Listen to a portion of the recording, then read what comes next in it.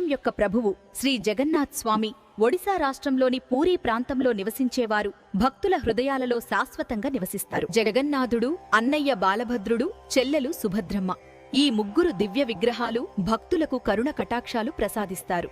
ఇక్కడి విగ్రహాల ప్రత్యేకత ఏమిటంటే ఇవి రాతితో కాదు, పవిత్రమైన చెక్కతో తయారు చేయబడతాయి. ప్రతి 12 నుండి 19 ఏళ్లకు ఒకసారి నబకలేబర మహోత్సవంలో కొత్త విగ్రహాలు ప్రతిష్ఠిస్తారు.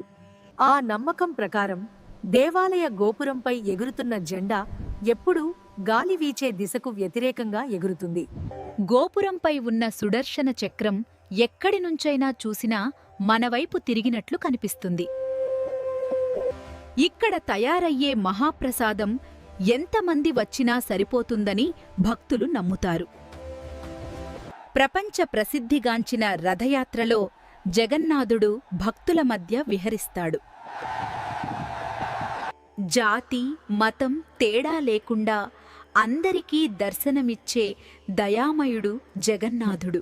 జగత్తుకు నాథుడు, భక్తుల రక్షకుడు శ్రీ జగన్నాథ స్వామికి జై.